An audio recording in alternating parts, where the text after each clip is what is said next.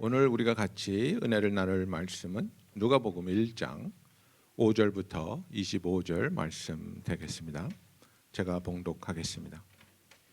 유대왕 헤롯 때에 아비야 반열에 제사장 한 사람이 있었으니 이름은 사가랴요 그의 아내는 아론의 자손이니 이름은 엘리사벳이라. 이 두 사람이 하나님 앞에 의인이니 주의 모든 계명과 규례대로 흠이 없이 행하더라. 엘리사벳이 잉태를 못함으로 그들에게 자식이 없고 두 사람의 나이가 많더라. 마침 사가랴가 그 반열의 차례대로 하나님 앞에서 제사장의 직무를 행할세 제사장의 전례를 따라 제비를 뽑아 주의 성전에 들어가 분향하고 모든 백성은 그 분향하는 시간에 밖에서 기도하더니 주의 사자가 그에게 나타나 향단 우편에 선지라. 사가랴가 보고 놀라며 무서워하니 천사가 그에게 이르되 사가랴여 무서워하지 말라. 너의 간구함이 들린지라. 내 아내 엘리사벳이 내게 아들을 낳아주리니 그 이름을 요한이라 하라. 너도 기뻐하고 즐거워할 것이요 많은 사람도 그의 태어남을 기뻐하리니 이는 그가 주 앞에 큰 자가 되며 포도주나 독한 술을 마시지 아니하며 모태로부터 성령의 충만함을 받아 이스라엘 자손을 주 곧 그들의 하나님께로 많이 돌아오게 하겠습니다. 그가 또 엘리야의 심령과 능력으로 주 앞에 먼저 와서 아버지의 마음을 자식에게 거스르는 자를 의인의 슬기에 돌아오게 하고 주를 위하여 세운 백성을 준비하리라. 사가랴가 천사에게 이르되 내가 이것을 어떻게 알리요?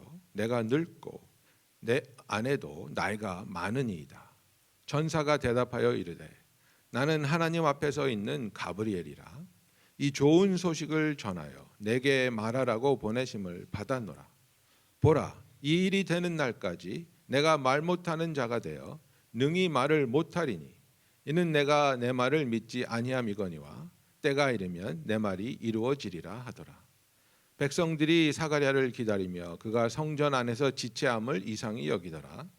그가 나와서 그들에게 말을 못하니 백성들이 그가 성전에서 환상을 본 줄 알았더라. 그가 몸짓으로 뜻을 표시하며 그냥 말 못하는 대로 있더니 그 직무의 날이 다 되매 집으로 돌아가니라. 이후에 그의 아내 엘리사벳이 잉태하고 5달 동안 숨어 있으며 이르되 주께서 나를 돌보시는 날에 사람들 앞에서 내 부끄러움을 없게 하시려고 이렇게 행하심이라 하더라. 아멘. 이상하게 항상 같이 여기서 예배 드릴 때마다 제가 원래 뭐 눈물 나고 우는 편은 아닌데 하나님께서 역사하시면서 그렇게 그런 반응이 생기는 것 같아요. 그래서 생각하면서 하나님이 참 이 교회에서 또 이 예배 시간을 통해서 역사하시구나. 그리고 또 어쩌면은 계속 부르던 찬양 아까 전에부터 시작했을 때부터 지금까지 계속 불렀던 찬양들이 어떻게 해가지고 또 말씀하고 이렇게 이어졌던 것 같아요. 그래서 오늘 참 하나님께서 우리를 축복하기를 원하시구나, 우리에게 사랑을 부어주기를 원하시구나, 그런 생각이 들었는데요. 네, 우리가 계속 주님 앞에 엎드려 경배하면서 주님의 사랑을 더 알고 또 주님의 은혜를 더 아는 그런 예배가 되기를 바랍니다. 네. 또 저를 모르시는 분들이 좀 있을 것 같아서 잠깐 소개하겠습니다. 제가 5년 동안 이제 거의 5년 동안 교회에 있었는데요. 지금 항상 30관 있는 빌딩에서 예배를 그 중고등부하고 드리게 돼가지고 거의 못 보는데요. 근데 지금 중고등부 전도사로 이제 섬기고 있고요. 원래 이제 내 주일 예배 때마다 우리 학생들과 같이 예배를 드리게 되는데 오늘은 권 전도사님께서 그 예배에서 설교하시게 되고 저는 오늘 이제 여러분과 은혜의 말씀을 나누게 됩니다. 오늘 누가복음에서 읽은 본문은 사가랴와 아니면 제커리아와 엘리사벳을 소개했습니다. 그리고 하나님의 천사, 하나님의 종 가브리엘을 통해 세례 요한이 태어날 것을 우리가 알 수 있습니다. 그럼 이 대강절 기간에 왜 이 이야기는 중요할까요? 어떻게 하면은 아기 예수님 대한 말씀이 누가복음에 나오기 전에 사가랴와 엘리사벳의 이야기가 나올까? 그렇게 우리가 질문을 물어볼 수 있습니다. 누가는 사가라와 엘리사벳의 이야기가 중요하다고 믿어서 본인이 기록했다고 우리가 먼저 생각할 수 있습니다. 이 본문은 오늘날 우리에게도 왜 중요한지, 그리고 이 본문은 어떻게 하나님의 구원을 더 깊이 알 수 있는지 우리에게 밝혀줄 수 있습니다. 그래서 오늘 본문을 통해 제가 몇 가지 말씀을 지금 나누자 합니다. 첫째로는 이 본문을 통해 우리가 알 수 있는 것은 하나님께서는 자신이 약속과 불가능의 하나님이심을 지속적으로 증명해 주십니다. God consistently demonstrates that He is a God of promises and of the impossible. 사가랴에 대해서 프란시스코 알바노라는 시인은 한국말로 해석하자면 대강절의 사가랴라는 시를 쓰게 됐습니다. Zacharias in Advent. 사가랴가 불가능한 곳에서 흐르는 생명, 그거의 전망에 충격을 받았던 것을 이 시는 우리에게 말해주고 있습니다.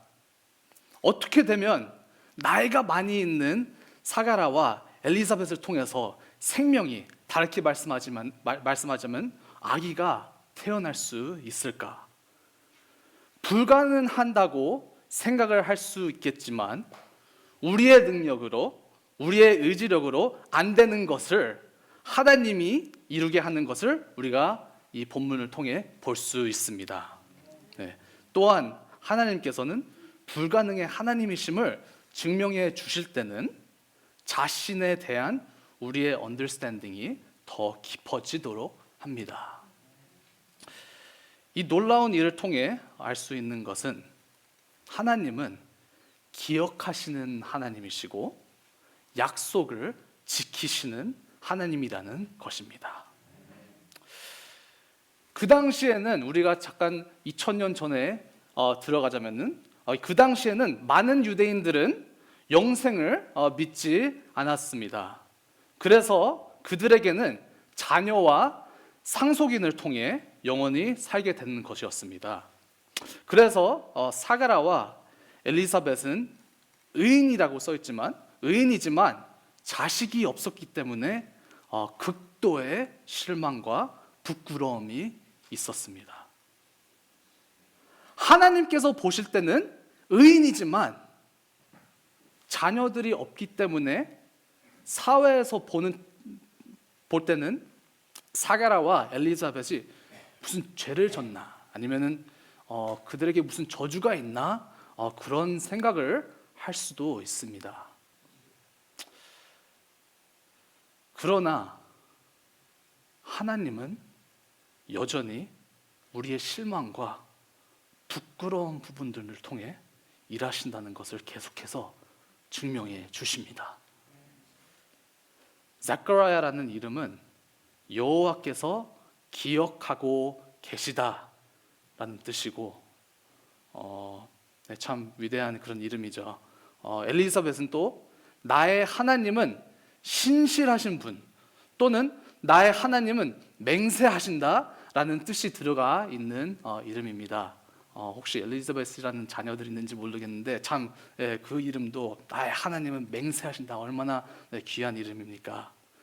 가브리엘이 전하는 약속을 통해 알 수 있는 것은 하나님께서는 사가랴와 엘리사벳을 개인적으로 기억하신다는 것이고, 그리고 우리도 현재 하나님께서 기억하시고 있다는 그런 말씀이 오늘 본문을 통해서 우리가 볼 수 있습니다. 그리고 거기서 끝나는 게 아니고 하나님은 그의 백성들도 기억하신다는 것을 이 본문을 통해 보여주기도 합니다. 이때까지 이스라엘은 이 Silent Period라는 400년 동안 예언이 없었던 기간에 있었습니다. 그 전에는 말라기까지 이제 예언이 있었지만 400년 동안 계속 하나님의 말씀이 없었고 예언을 통해 말씀이 없었는데 여기에서 바로 그 Silent Period이 끝나기 시작합니다. 이스라엘은 포로 생활을 했습니다. 이스라엘은 또 로마 제국과 그 통치권의 압제를 받았습니다. 그리고 우리가 읽은 5절에 나와 있는 헤롯 왕은 우리가 역사적으로 보자면은 되게 악하고 그리고 파워 게임을 많이 했던 그런 왕이었습니다. 그러니 예전에 예언자들의 말씀을 보고 메시아에 대한 기도가 그때 많았을 텐데 아무래도 지금도 우리가 예루살렘을 간다면은 그 벽을 보면서 기도하는 그런 유대인들을 볼 수 있죠. 그들이 2000년 전부터 계속 기도하면서 We want Messiah, 우리는 메시아를 원합니다, 이렇게 계속 기도하고 있고 그 당시에도 기도하고 있었는데 아마도 이스라엘 백성들은 그 당시 메시아를 위해 기도하는 중에 그들의 조상들도 생각했을 것 같습니다. 하나님이 아직도 계시나? 하나님은 아브라함을 통해 복을 주어 아브라함을 큰 민족으로 만들겠다고 약속하지 않으셨나? 그런 질문들이 있다고 생각합니다. 근데 하나님은 사가라를 통해 여기에서 그들에게 이런 말씀을 상기시키는 것 같습니다. 그는 잊지 않으셨다. 하나님은 결코 잊지 않으시는 하나님이시다. 그리고 하나님이 계획하신 구원은 분명하다라는 것을 밝히고 있습니다. 아브라함의 축복이 그의 자녀 이삭 또 그 다음 세대들을 통해 이루어졌던 것처럼 예수님의 그 인카네이션, 오심과 또 사역의 역사는 세례 요한과 예수님의 탄생으로 시작되고 세례 요한을 쓰시면서 세례 요한이 쓰심 받으면서 주님의 백성을 준비한다는 것을 우리가 오늘 본문에서도 볼 수 있습니다. 결국 하나님께서는 가브리엘을 통해 사가랴에게 말씀하는 것은 이것입니다. 너의 삶을 통해서 약속하신 예수님께 초점을 맞추게 하는 자가 너의 삶 통해서 오겠다. 그런 말씀을, 그런 핵심을 오늘 이 본문을 통해 알 수 있는 것입니다. 하나님께서 사가랴를 통해 우리에게 이야기하는 것은, 말씀하는 것은 우리를 개인적으로 기억하시고 또 이 전체 세상을 기억하시면서 하나님께서 역사하신다는 현실을 밝혀주시고 있고 무엇보다 예수 그리스도를 통해 역사하시겠다는 것을 우리에게 밝히고 있습니다. 그래서 우리가 이제 크리스마스가 다가오면서 우리가 약속을 지키시고 불가능의 하나님을 경배한다는 것을 기억하시길 바랍니다. 네, 두 번째로는 하나님은 우리의 부족함에도 불구하고 자신의 약속을 이루십니다. 우리가 6절을 볼 때 두 사람이 하나님 앞에 이인이 주의 모든 계명과 규례대로 흠이 없이 행하더라 라고 나와 있습니다. 그리고 사가랴는 제사장이라고 5절과 또 8절에 나와 있습니다. 제사장으로서 사가랴는 언약의 하나님, 아브라함의 하나님, 아이가 없었던 한나와 사무엘의 하나님이라는 그런 현실을 잘 알고 있는 사람이지만 그는 그래도 불신하는 마음이 있었다는 것입니다. 우리가 18절에서 20절 다시 제가 읽겠습니다. 사가랴가 천사에게 이르되 내가 이것을 어떻게 알리오? 내가 늙고 아내도 나이가 많으니이다. 천사가 대답하여 이르되 나는 하나님 앞에 서 있는 가브리엘이라. 이 좋은 소식을 전하여 내게 말하라고 보내심을 받았노라. 보라, 이 일이 되는 날까지 내가 말 못하는 자가 되어 능히 말을 못하리니 이는 내가 내 말을 믿지 아니함이거니와 때가 이르면 내 말이 이루어지리라 하더라. 마리아와 사가랴의 차이점이 가브리엘의 답변이 있습니다. 우리가 마리아의 이야기 봤을 때도 마리아도 how, 이게 어떻게 일어날 것입니까? 이런 질문을 물어봤지만 우리가 가브리엘이 말하는 그 말을 들으면은 우리가 사가랴의 마음을 더 우리가 알 수 있습니다. 그는 그 천사 하나님의 말씀을 결코 믿지 아니했던 그런 것을 우리가 볼 수 있습니다.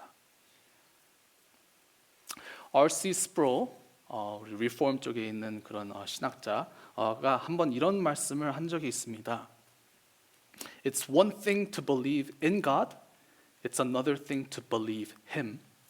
신을 믿는다는 것과 하나님을 믿는 거에는 차이점이 있다. 그를 믿는 것은 그의 말씀을 믿으며 그의 언약을 믿으며 세상의 유혹을 따라 사는 것이 아니라 하나님이 잊지 않으심을 알기에 그의 약속을 따라 사는 것이다. 그의 믿음이란 그런 말을 R.C. 스프롤이 하고 있습니다. 그런 믿음이 있는 사람이 있다면은 동정녀 마리아와 같습니다. 그를 통해 아기 예수님이 태어날 것이란 그런 말씀을 들었을 때는 우리가 2주 전에 봤던 38절에 이렇게 나오죠. 주의 종이오니 말씀대로 내게 이루어지이다. 그렇게 고백을 했습니다. 하지만 오늘 읽은 본문을 보면 사가랴의 마음이 마리아와 같은 것은 아닌 것 같습니다. 불신은 불확실 속에 있는 것과 다릅니다. Unbelief는 uncertainty하고 다른 점입니다. 우리는 불확실한 상황에서도 믿음을 가질 수 있기 때문이죠. 근데 우리가 불신을 하게 되는 이유는 너무 자주 하나님은 불가능의 하나님이시라고 듣기 때문일 수도 있고, 또 때로는 우리가 깨닫기도 전에 냉소적인 되기도 합니다. 저도 최신에 그런 마음이 있다는 것을 하나님께서 상황을 통해 밝혔던 것 같습니다. 제가 어릴 때부터 한 고등학교, 중학교 때부터 야구를 많이 좋아했는데요. 얼마나 좋아했냐면 제 어머니가 항상 말하는 게, 야 너는 고등학교 때 항상 야구 방망이 갖고 같이 잤다. 침대에 이제 갈 때마다 항상 야구 방망이 들고 야구공 들고 그리고 잤던 그런 아이였는데요. 제가 아무래도 어릴 때부터 야구 운동하는 거를 많이 좋아해가지고 지금도 가끔씩 야구공 던지는 것도 하고 그러면서 엑서사이즈를 제가 합니다. 그래서 몇 달 전에도 제가 야구공 던지고 좀 야구를 하다가 너무 무리해서 제 그 어깨에 테니스 엘보라는 것을 제가 갖게 되었는데요. 처음에는 잠깐 아픈 것 같아가지고 이건 뭐 아무것도 아니지 이렇게 생각했는데요. 시간이 계속 갈수록 통증이 계속되었습니다. 그래서 이 통증이 계속 안 없어지길래 뭐 파스도 발라보고 한번 또 닥터스 오피스도 가보고 계속 쉬면 되겠지 이렇게 생각을 했는데 계속 몇 달이 지나도 이 통증이 안 없어지더라고요. 그래서 계속 몇 달 지났는데 10월 달이 돼서 제가 알다시피 지금 신학교 계속 다니고 있는데요. 가끔씩 다른 주에 가가지고 제가 수업을 인텐시브 클래스를 들어야 됩니다. 그래서 10월 달에는 제가 잠깐 오클라호마를 방문하게 됐는데요. 어느 날 수업 끝나고 어떤 다른 학생들과 같이 저녁을 먹으러 잠깐 밤에 나갔습니다.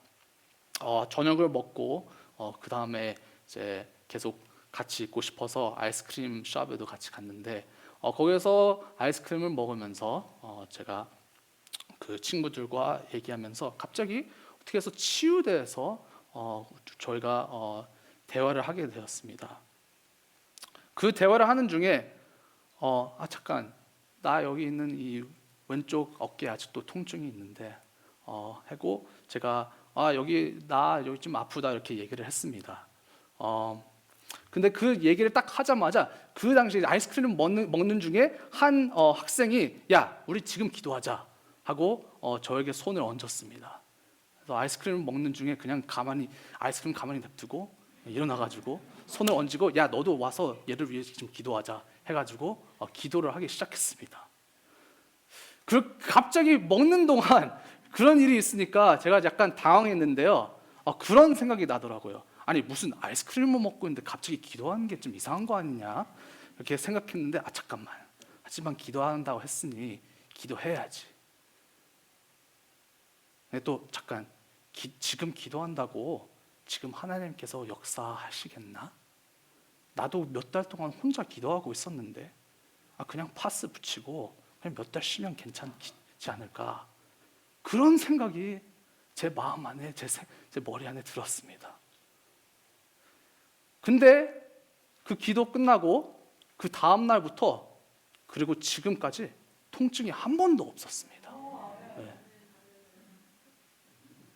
하나님께서 어떻게 정확하게 역사했는지는 저는 모르겠지만 이것은 근데 분명합니다. 제가 부끄럽게도 하나님을 먼저 의지하지 않고 불신하는 마음이 있었구나. 무슨 상황이 일어나면은 먼저 하나님께 가는 게 아니고 나는 내 자신 생각하는 그런 길로 갈 때가 많이 있구나. 그런 것을 제가 많이 보게 됩니다. 우리 모두는 사가라와 얼마 다른 점이 없습니다. 우리는 예수님 통해 제사장으로 삼으심을 받았습니다. 우리는 모두 하나님을 섬기도록 되어 있습니다. 그러나 우리는 부족한 점들이 많이 있습니다. 저도 맨 처음에 우리 교회 왔을 때 주님께서 나를 부르셨나 이런 생각이 많이 났는데 무슨 나 같은 사람을 쓰겠냐? 사용하시겠나? 내가 참 진짜 콜링이 있는 거나? 한 번은 제가 목사님한테도 그런 말을 한 적이 있습니다. 저 콜링 없는 것 같아요.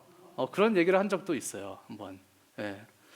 근데 제 부족한 점을 보면서 그런 말이 나왔는데 우리는 우리의 부족함을 보는 게 아니고 우리는 하나님의 은혜를 보는 것이죠.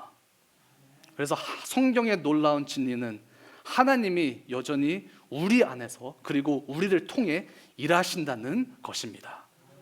우리 모두가 제사장으로 여기시는 것은 우리 자신의 업적이나 의로움이 아니라 은혜 때문입니다.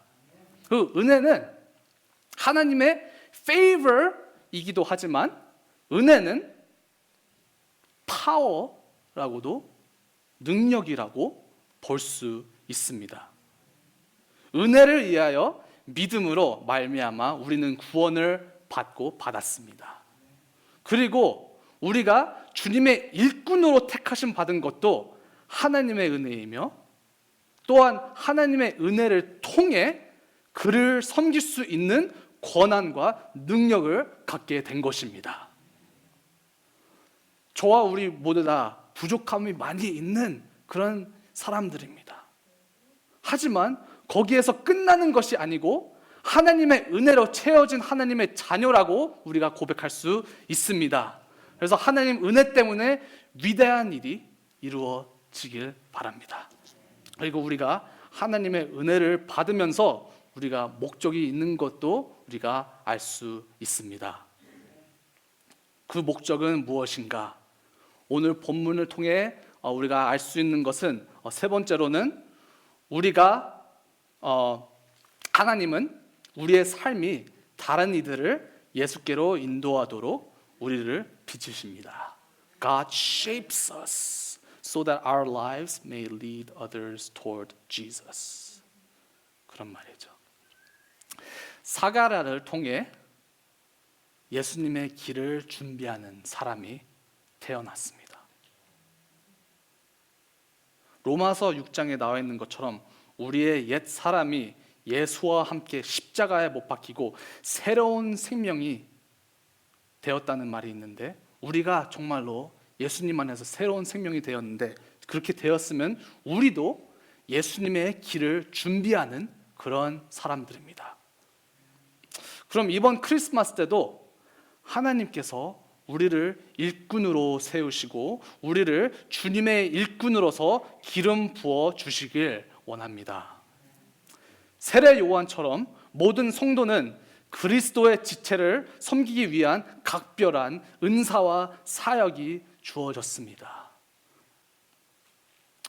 제가 그 5월달에 우리 지금 속 안에 있는 그 AMI 그 5월달 1년마다 그 AMI 인스티튜트라는 것을 하는데요. 거기에서 제가 그런 질문을 한번 물어봤습니다. AMI는 그 아포스톨릭 커뮤니티 그런 거를 많이 이제 우리가 강조하는데 우리 교회에서 그리고 특히 저는 중고등부 전도사라서 어떻게 아포스톨릭 커뮤니티로 우리가 있을 수 있습니까? 그런 질문을 제가 키트 목사님한테 물어봤는데요. 그런 말씀을 하셨습니다. 아포스톨릭 커뮤니티 한다는 것은 우리가 다른 분들의 은사를 recognize하고 보고 그것이 무엇인지 identify 하면서 우리가 그 저는 이제 학생들 차원에서 말하는데 그 학생들을 empower 시키고 그 은사가 있는 쪽으로 섬길 수 있도록 우리가 있어야 한다는 그런 말 같은 거를 했습니다. 그런 거죠. 우리가 각별한 은사와 사역이 주어졌습니다. 전도사든지 목사라고 사역이 있는 게 아니고 우리가 모두 다 어떤 면으로 사역이 있다는 것입니다.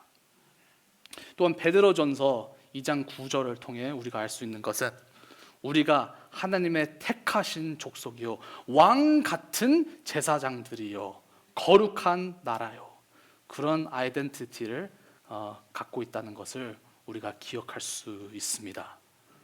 그러므로 모든 성도의 사역은 모두가 예수님을 향하게 하며 세례 요한처럼 그는 흥하여야 하겠고 나는 쇠하여야 하리라 라는 그런 고백이 있어야 합니다. He must become greater, I must become less. 그런 고백이 있어야 하는 거죠. 그래서 우리는 크리스마스 때 구원의 이야기를 나누면서 하나님의 이름을 높이길 원합니다. 구원의 이야기를 하는 것은 오늘날 하나님이 인류에게 하시는 일의 근거를 말하는 것입니다. 그러므로 하나님의 계획과 세례 요한의 역할을 하나님이 인류로 구원하기 위해 손을 내미는 일에 대한 세부 상황을 나타냅니다. 그분은 단순히 구세주를 보내신 것이 아닙니다. 그는 사람을 보내어 그에게 가는 길을 가르쳤습니다. 하나님은 우리가 눈과 마음을 열어두고 계신다면 그분이 일하고 계시다는 표시를 자주 우리 삶에서 남깁니다. 그리고 하나님은 그냥 나타나는 게 아니죠. 그냥 나타나는 게 아닙니다. 또한 우리의 구원자는 그저 우리가 하나님과 화해하고 용서받도록 오신 것뿐만이 아니고 하나님은 사람들의 그의 오심을 준비하게 하였습니다. 하나님은 우리가 새로운 삶의 길을 받아들이기를 원하십니다. 구원을 얻기 위함이 아니라 그분의 선하심에 대한 반응으로서입니다. 하나님께서 우리에게 회개하라는 말씀도 우리에게 하십니다. 회개는 우리의 마음이 그분을 향하여 완전히 열리는 것을 말합니다. 회개는 하나님의 은혜가 전해지고 믿음이 심어지는 통로입니다. 그래서 우리가 하나님의 제사장으로 쓰기 위해서는 우리가 맨 처음은 구원이 있어야 되지만 우리가 주님 앞에 회개하면서 회개를 통해서 우리의 삶 안에 믿음이 심어지고 은혜가 심어지면서 우리가 주님을 섬길 수 있습니다. 우리가 그런 것을 그렇게 되는 은혜와 그 믿음을 마리아와 사가라를 통해 우리가 볼 수 있습니다. 사가라와 마리아의 이야기의 공통점은 하나님은 그분의 구원의 계획에 사람들을 관련시킨다는 사실입니다. 하나님은 그 salvation plan 이거를 행하기 위해서 나 같은 죄인, 나 같은 부족한 인간, 관련시키고 있다. 그것이죠. 하나님은 우리가 예수님을 통하여 완성된 구원의 역사에 참여하도록 지금도 부르시고 있습니다. 이번 크리스마스 때는 우리는 예수님께서 우리의 대제사장으로 오셔서 하나님께로 가는 길을 만드셨음을 기억합니다.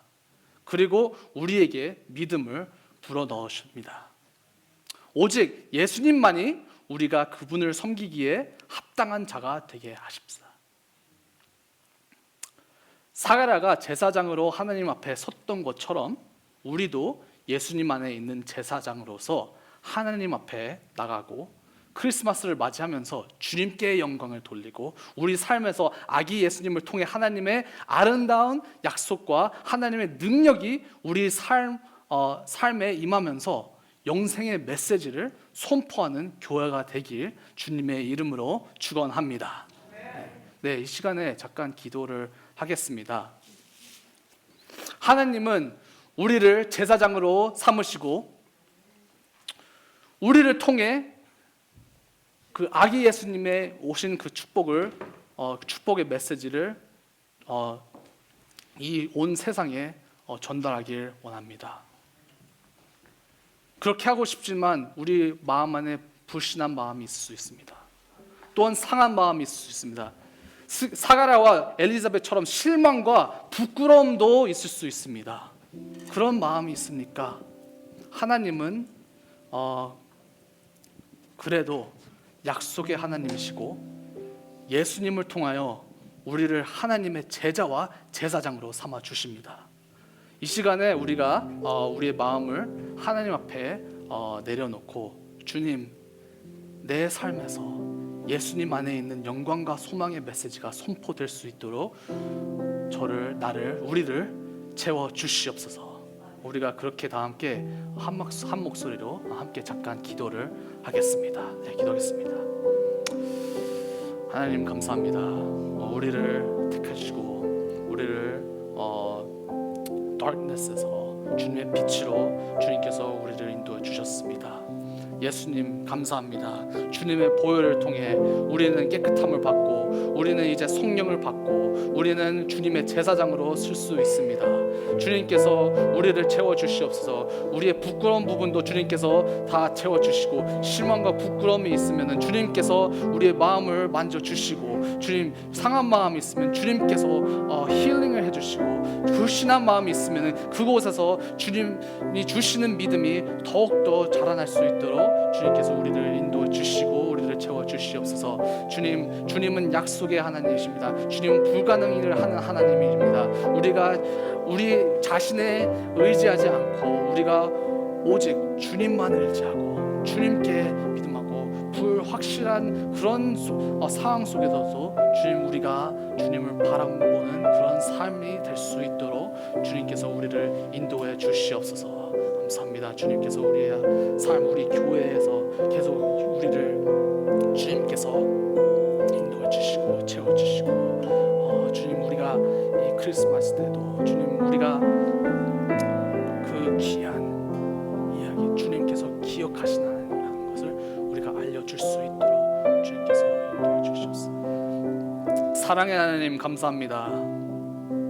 우리가 불신한 마음이 있을 수도 있고 또 결국 잊을 때가 많이 있지만 주님께서는 잊지 않는 하나님이십니다. 주님께서는 약속하시는 하나님이십니다. 주님께서는 불가능한 그런 곳에서 생명이 있을 수 있게 하는 그런 하나님이십니다. 주님, 우리가 주님의 제사장으로서 주님만 홀로 영광 받아 주시옵소서. 주님, 우리의 마음을 만져주시고 우리 삶에 또 상한 곳이 있든지 부끄러운 곳이 있든지 실망한 곳이 있으면 그 부분에 주님께서 더욱더 주님의 은혜로 채워주시옵소서. 주님, 우리 교회가, 우리 그루터기 교회가 주님의 이름, 주님의 소망, 주님의 사랑을 알려주는 그런 교회가 될 수 있도록, 특히 이번 크리스마스 때 우리가 무엇보다 주님의 제사장으로 섬길 수 있는 그런 교회가 될 수 있도록 주님께서 우리를 채워 주시옵소서. 감사합니다. 이 시간 때 주님을 계속 경배합니다. 예수님의 이름으로 기도합니다. 아멘. 네, 이 시간 때 같이 다 같이